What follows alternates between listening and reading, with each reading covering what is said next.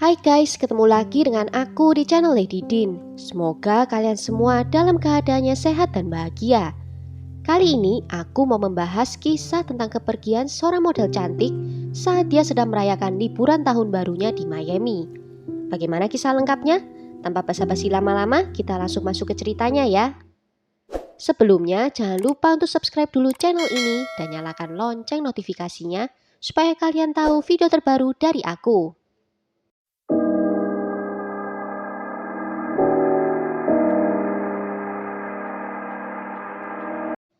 Paula Slawdowski lahir pada tanggal 15 November 1983 di Michigan, Amerika Serikat. Dia dibesarkan di Detroit, tetapi setelah dewasa menetap di Los Angeles. Dia tidak hanya memiliki kecantikan, tetapi juga pintar dan kepribadiannya yang baik. Paula berkuliah di universitas di California. Dia ingin belajar untuk menjadi seorang perawat. Dan dia membiayai kuliahnya sendiri dengan bekerja sebagai model. Paula muda juga sempat mengikuti audisi untuk menjadi model Playboy. Walaupun dia belum pernah menjadi model untuk majalah Playboy, Paula pernah tampil di salah satu video Playboy. Di tahun 2003 ia muncul dalam video berjudul Playboy The Ultimate Playmate Search. Tetapi perjuangannya untuk menjadi model berjalan tidak lancar. Dan dia sempat menjadi penari eksotis untuk mencari nafkahnya. Setelah beberapa upaya dalam karir modelingnya stagnan, dia berharap bisa meraih sukses dan melanjutkan rencananya untuk kembali bekerja sebagai model setelah liburan tahun barunya. Paula tinggal bersama dengan pacarnya yang bernama Kevin Klim. Mereka sudah berpacaran selama 1,5 tahun lamanya. Hubungan mereka sangat dekat. Bahkan Paula mengajak Kevin untuk datang ke pernikahan keponakannya. Dan Paula juga mengundangnya untuk merayakan Natal bersama di rumah kakaknya. Bahkan kakak Paula mengundang mereka untuk merayakan tahun baru juga, tetapi mereka sudah punya rencana untuk melihat konser Lady Gaga di Miami. Awalnya Paula dan pacarnya membuat rencana untuk merayakan tahun baru di Las Vegas. Namun mereka merubah keputusan dan memutuskan untuk pergi ke Miami setelah menemukan penawaran menarik tiket Lady Gaga. Ibu Paula sangat menyayangkan keputusan itu. Dia berkata, andai kata Paula tetap pergi ke Las Vegas, dia pasti masih hidup. Bersama pacarnya Kevin, Paula terbang ke Miami, Florida untuk melihat konser tahun baru Lady Gaga pada tanggal 2 Januari. Mereka menginap di area South Beach, yaitu sebuah area yang trendy untuk menghabiskan liburan akhir pekan mereka. Mereka sebenarnya memiliki masalah di masa lalu, tetapi entah bagaimana pasangan itu selalu bisa menemukan jalan untuk melaluinya. Di akhir pekan itu, pasangan ini pergi ke Club Space, yaitu pusat kehidupan malam di Miami Utara. Mereka pergi ke sana untuk berpesta dan menghabiskan akhir pekan mereka. Setelah beberapa jam minum-minum dan menari, Paula pun menjadi liar. Saat itu Paula mengenakan gaun mini berwarna biru yang memperlihatkan tubuhnya. Kemudian dia saat menari mulai mengangkat gaunnya ke atas dan saat itu dia tidak memakai pakaian dalamnya. Hal ini tentu membuat dirinya menjadi tontonan para tamu. Dan para pria yang ada di bar berusaha untuk mendekatinya dan mengajaknya menari. Pacarnya Kevin tidak suka melihat kejadian itu dan mencoba untuk mengajak Paula pergi. Tetapi Paula ingin tetap di klub itu. Mereka akhirnya terlibat perkelahian yang mengakibatkan Kevin diusir dari dalam klub itu. Dan Kevin pun langsung naik taksi untuk pulang ke kamar hotelnya dan langsung pergi tidur.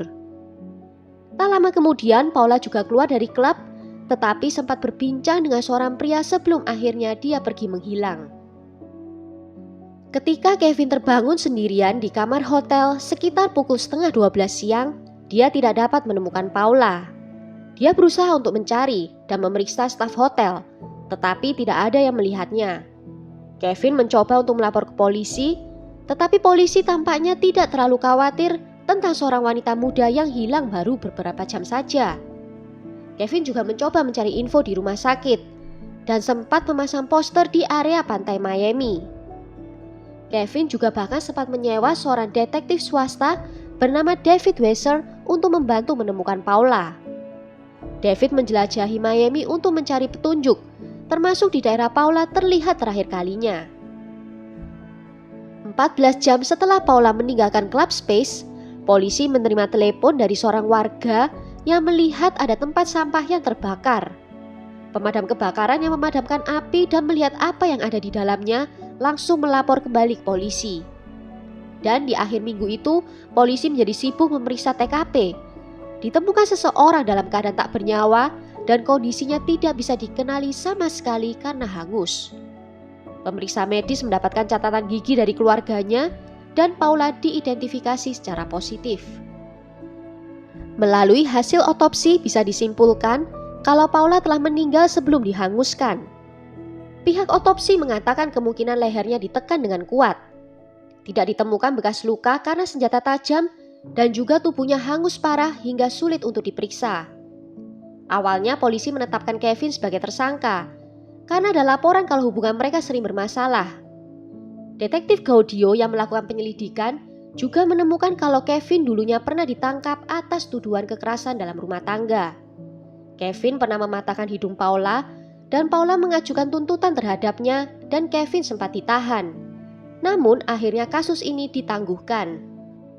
Polisi mewawancarai Kevin selama 12 jam lamanya dan dia bekerja sama dengan memberikan mereka info tentang segalanya. Kevin juga menawarkan dirinya untuk melakukan tes poligraf. Intinya dia melakukan semua yang diinginkan oleh penegak hukum. Detektif swasta dan pengacara Kevin yakin kalau Kevin tidak bersalah. Tetapi detektif kepolisian tidak begitu yakin. Pengacara Kevin berhasil mendapatkan alibinya yang langsung kembali ke hotel dengan verifikasi catatan taksi dan hotel. Sehingga alibinya terbukti 100%. Tetapi akhirnya kepolisian juga percaya kalau Kevin tidak terlibat. Penyelidikan membuktikan semua yang dikatakannya adalah akurat. Dan akhirnya tuduhan terhadap Kevin itu pun dicabut. Daerah industri terpencil di mana tubuh Paula ditemukan adalah salah satu kenapa detektif menganggap Kevin tak bersalah. Karena Kevin tidak mempunyai mobil untuk sampai ke sana atau pengetahuan yang cukup tentang Miami untuk menemukannya. Pelakunya kemungkinan besar adalah penduduk lokal yang mengenal kota dengan baik. Namun, saudara laki-laki dari Paula menyalahkan Kevin karena meninggalkan Paula sendirian di klub saat itu. Dia mengatakan kalau Kevin ikut bertanggung jawab atas terjadinya kejadian itu.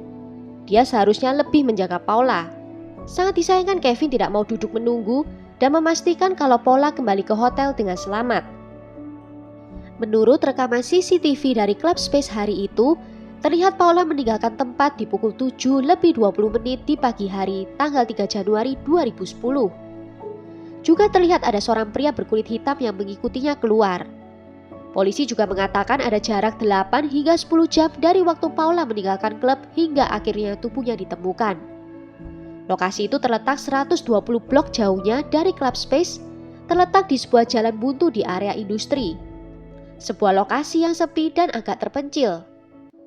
Kevin juga tak sengaja telah membawa handphone Paula ketika meninggalkan klub, membuat polisi tidak bisa melacak lokasi jam-jam terakhir dari hidup Paula. Polisi kemudian merilis sketsa muka tersangka yang menurut Kevin mirip dengan salah seorang penjaga Club Space. Namun, pihak dari Club Space menyatakan kalau orang yang terlihat di video itu bukanlah pegawai mereka. Pemilik Club Space mengatakan 3 pegawainya melihat seorang pria mendekati Paula di depan klub dan ngobrol dengannya sebelum akhirnya mereka pergi bersama. Orang itu mempunyai ciri-ciri berkulit gelap seperti orang Hispanik dengan brewok di mukanya. Polisi mencoba mencari pria yang ada di sketsa itu. Detektif menyelidiki semua penjaga di Club Space, namun tidak ada yang menunjukkan kalau mereka ada hubungannya dengan hilangnya Paula. Dan sampai saat ini pelaku masih tidak dapat ditemukan. Menurut orang tua dari Paula, ternyata anaknya dan Kevin memiliki hubungan yang kacau. Ayah tiri Paula mengatakan kalau hubungannya dengan Kevin penuh dengan kekerasan dan gejolak. Dia bahkan pernah memohon agar pasangan itu memutuskan hubungan mereka. Beberapa kali masing-masing dari mereka pernah ditangkap karena melakukan kekerasan satu sama lain. Ayah tirinya juga mengetahui kalau Paula pernah mengirimkan pesan ke mantan pacarnya, mengklaim kalau dia takut akan hidupnya setelah berkelahi dengan Kevin. Namun ayah tiri Paula itu tidak begitu yakin kalau pelakunya adalah Kevin. Tetapi dia merasa marah dengan Kevin karena meninggalkan putri tirinya sendirian di klub malam itu tanpa penjagaan sama sekali. Well, sampai di sini dulu cerita kali ini. Bagaimana menurut kalian tentang kasus kali ini? Tulis pendapat kalian di kolom komentar ya. Akhir kata, terima kasih karena sudah nonton video ini sampai akhir. Sampai jumpa di video berikutnya. Ciao!